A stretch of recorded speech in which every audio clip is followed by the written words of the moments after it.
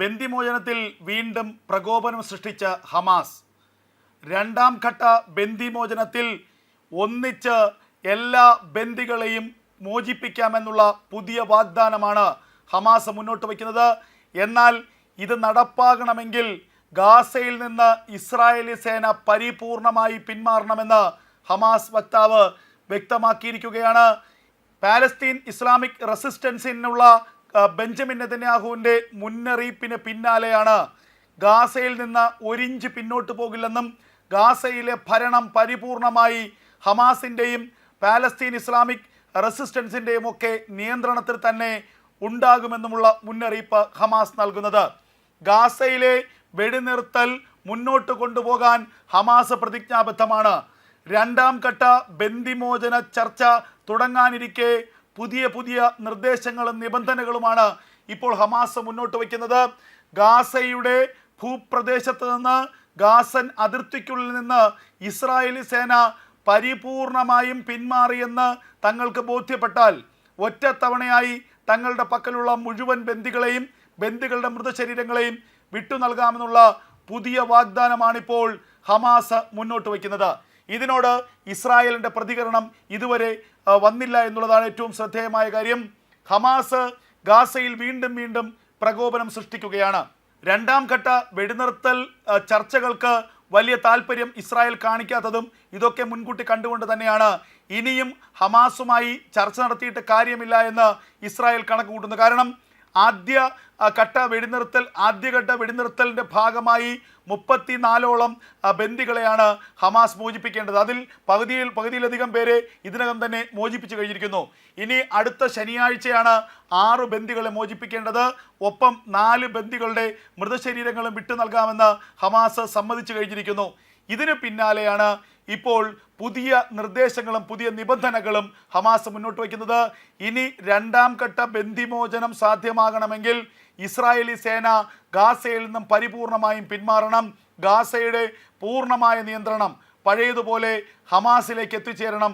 എങ്കിൽ മാത്രമേ അവശേഷിക്കുന്ന ബന്ദികളെ ഒറ്റത്തവണയായി വിട്ടയക്കൂ എന്നുള്ള ഒരു നിബന്ധനയാണ് ഹമാസ് മുന്നോട്ട് വയ്ക്കുന്നത്. ഇതൊരിക്കലും ഇസ്രായേൽ അംഗീകരിക്കില്ല. മാത്രവുമല്ല, ഇസ്രായേലും അമേരിക്കയും ഖത്തറും തമ്മിൽ നടന്ന ചർച്ചകളുടെയൊക്കെ നഗ്നമായ ലംഘനമാണ്.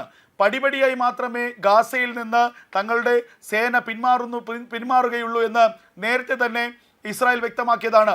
നിലവിൽ ഫിലാഡൽഫി ഇടനാഴിയിലടക്കം ഇസ്രായേലി സേനയുടെ സാന്നിധ്യവുമുണ്ട്. അതേസമയം ഫിലാഡൽഫി ഇടനാഴിയിൽ നിന്ന് ഇസ്രായേലി സേന പരിപൂർണമായും പിന്മാറുക, അതിന് പിന്നാലെ ആ മേഖലകൾ തങ്ങളുടെ നിയന്ത്രണത്തിലാക്കുക, പിന്നീട് വൻതോതിലുള്ള ആയുധങ്ങൾ ഈജിപ്റ്റ് വഴി ഇറാനിൽ നിന്ന് ഗാസയിലേക്ക് കൊണ്ടുവരിക, വീണ്ടും ഇസ്രായേലുമായി ഒരു നീണ്ട യുദ്ധം നടത്തുക. ഇതാണ് ഇപ്പോൾ ഹമാസ് ആഗ്രഹിക്കുന്നത്. ഒരു തരത്തിലും ഇനി ഗാസയിലേക്ക് ഹമാസിന് ആയുധങ്ങൾ എത്തരുത് എന്നുള്ള കൃത്യമായ നിഷ്കർഷ ഇസ്രായേൽ സേനയ്ക്കുണ്ട്. അതുകൊണ്ട് തന്നെയാണ് ഇസ്രായേലി സേന ഗാസയുടെ അതിർത്തികളിൽ കൃത്യമായ നിരീക്ഷണം നടത്തുന്നത്. ഫിലാഡൽഫി കൊറിഡോറിലടക്കം കൃത്യമായ അവരുടെ സാന്നിധ്യം ഇപ്പോൾ എത്തിച്ചേർന്നിരിക്കുന്നത്. രണ്ടും കൽപ്പിച്ചുള്ള ഒരു ഫൈറ്റിനാണ് ഇസ്രായേലി സേന ഇപ്പോൾ തീരുമാനിച്ചിരിക്കുന്നത്. രണ്ടാം ഘട്ട വെടിനിർത്തൽ കരാർ ഉണ്ടാകില്ല. ആദ്യഘട്ട വെടിനിർത്തൽ കരാറിൽ മോചിപ്പിക്കപ്പെട്ട ഇസ്രായേലി ബന്ദികൾ രാജ്യത്ത് എത്തിയ ശേഷം പറഞ്ഞിട്ടുള്ള കാര്യങ്ങളൊക്കെ തന്നെ വളരെ വേദനിപ്പിക്കുന്നതാണ്. മോചിപ്പിക്കപ്പെട്ട് സ്വന്തം രാജ്യത്തേക്ക് എത്തിയ ഇസ്രായേലി ബന്ദികൾ ഞെട്ടിപ്പിക്കുന്ന വിവരങ്ങളാണ് പുറത്തു പറഞ്ഞത്. ഹമാസിൻ്റെ തടവറയിൽ അവർക്ക് അനുഭവിക്കേണ്ടി വന്നിട്ടുള്ള, ഹമാസിൻ്റെ തടവറയ്ക്കുള്ളിൽ അവർക്ക് നേരിടേണ്ടി വന്നിട്ടുള്ള അതിക്രൂരമായ പീഡനങ്ങളുടെ കഥകൾ, അതൊക്കെ തന്നെ ഏത് ഇസ്രായേലി പൗരൻ്റെയും കണ്ണ് നിറയ്ക്കുന്നതാണ്. ഇതൊക്കെ കൃത്യമായി ഇസ്രായേൽ ഓർത്തു വച്ചിട്ടുണ്ട്. ഇനിയും ബന്ദിമോചനത്തിന് വേണ്ടി തങ്ങളുടെ പക്കലുള്ള പാലസ്തീൻ തീവ്രവാദികളെ വിട്ടുകൊടുക്കുകയും ഹമാസിന് മുന്നിൽ ബന്ദിമോചനത്തിന് വേണ്ടി യാചിച്ചു നിൽക്കേണ്ട കാര്യമില്ല എന്ന് ഇസ്രായേലി സേന തന്നെ തീരുമാനിച്ചിരിക്കുന്നു. ബെഞ്ചമിൻ നെതന്യാഹുവിനും അതുപോലെ തന്നെ ഇസ്രായേലി ഭരണകൂടത്തിലെ വലിയൊരു വിഭാഗത്തിനും ആ അഭിപ്രായമാണുള്ളത്. അമേരിക്കയുടെ സമ്മർദ്ദങ്ങൾക്ക് വഴങ്ങിയാണ് ഒരു വെടിനിർത്തൽ ചർച്ചയിലേക്ക് അല്ലെങ്കിൽ വെടിനിർത്തൽ കരാറിലേക്ക് ഇസ്രായേൽ പോയത്. ഇനിയും അതിൻ്റെ ആവശ്യമില്ല എന്നും ഗാസയിൽ പരിപൂർണമായ യുദ്ധം വീണ്ടും ആരംഭിക്കണമെന്നുമാണ് ഇപ്പോൾ ഇസ്രായേലിൻ്റെ താല്പര്യം, നെതന്യാഹുവിൻ്റെ താല്പര്യം. എന്തായാലും ഗാസയിലെ ഹമാസിന് ഡൊണാൾഡ് ട്രംപ് നൽകിയ മുന്നറിയിപ്പും അവർ തള്ളിക്കളഞ്ഞിരിക്കുന്നു. ട്രംപിൻ്റെ വാക്കുകളെപ്പോലും പുച്ഛിച്ച് തള്ളുകയാണ് ഹമാസിൻ്റെയും പാലസ്തീൻ ഇസ്ലാമിക് ജിഹാദിൻ്റെയും ഒക്കെ ആളുകൾ ചെയ്തിരിക്കുന്നത്.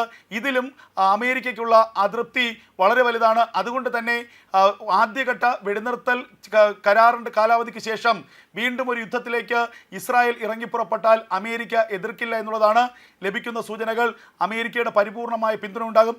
അതുമാത്രവുമല്ല, ആദ്യത്തെ വെടിനിർത്തൽ കരാർ പ്രാബല്യത്തിൽ വന്ന ശേഷം പൊടുന്നനെ ഗാസയിലേക്ക് ഹമാസിൻ്റെ ഒരു തിരിച്ചുവരവ് അതൊരിക്കലും അമേരിക്ക പോലും പ്രതീക്ഷയല്ല. ഈജിപ്തിൻ്റെ സഹായത്തോടു കൂടി ഈജിപ്റ്റ് അതിർത്തിയിൽ ഒളിവിൽ കഴിയുകയായിരുന്ന ഹമാസിൻ്റെ ഭീകരന്മാർ വളരെ പെട്ടെന്നാണ് ഗാസയിലെ നിയന്ത്രണം പിന്നീട് പിടിച്ചെടുത്തത്. അതിനുശേഷം ഓരോ ബന്ദിമോചനവും വലിയ നാടകമാക്കി, വലിയ ഷോ ആക്കി ലോകത്തെ ഭയപ്പെടുത്തുകയാണ് ഹമാസ് ചെയ്തത്. ഇതിനെതിരെ ട്രംപ് തന്നെ പലതവണ മുന്നറിയിപ്പ് നൽകിയിട്ടുണ്ട്.